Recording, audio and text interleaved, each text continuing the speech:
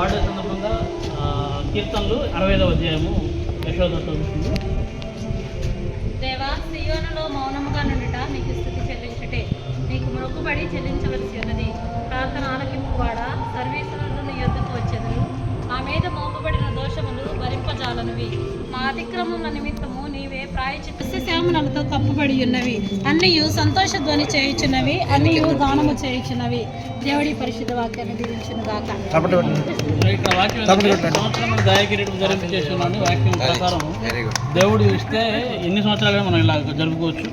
So దేవుని యొక్క కృప ఎప్పుడు మన మీద ఉంటేనే ఇట్లాంటి అద్భుతాలు, ఇట్లాంటి ఎన్నో పుట్టినరోజు మనం జరుపుకోవచ్చు.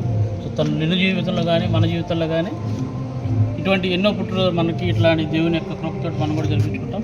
ఓకే, దీని విషయం ప్రేయర్కి ఎవరైనా చేస్తారా?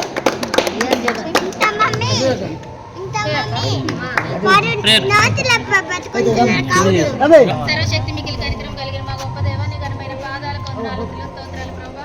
అల్పులము దీనము ఎందుకు పనికిరాని వారు మమ్మల్ని నామలో జ్ఞాపకం చేసుకుని సజీవులుగాను ప్రాణప్రాప్తులుగా నిలవబెట్టిన విధానం బట్టి వందనాలు, స్తోత్రాలు ప్రభా.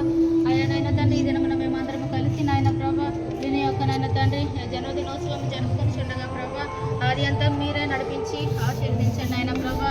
బిడ్డ యొక్క నాయన తండ్రి జీవిత కాలం అంతా నీ కృపా కాపుదల కనికరం దయచేయండి నాయన ప్రభా. సంవత్సరంలో దయా కిరీటం ధరింపజేసే దేవుడు నీవే నాయన ప్రభా. యేసు నాయన తండ్రి నాయన దేవుని దయందు మనుషుల దయందు ఆయన ఎదుగునట్లుగా ప్రభా. ఈ బిడ్డను కూడా ప్రభా నాయన తండ్రి మీరు ఆయన జ్ఞానమందును వయసునందును దేవుని దయందు మనుషుల దయందు ఎదుగునట్లుగా మీ యొక్క కృపా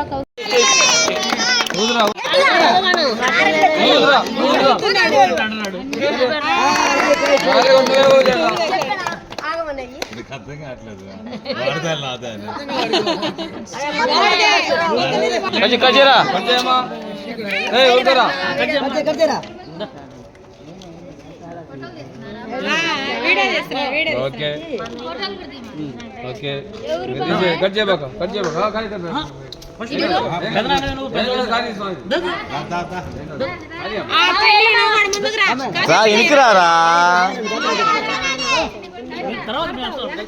చేతులు ఆడిపో. ఓకే,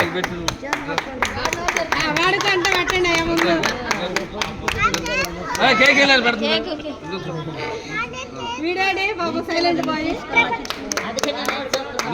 నోర్మి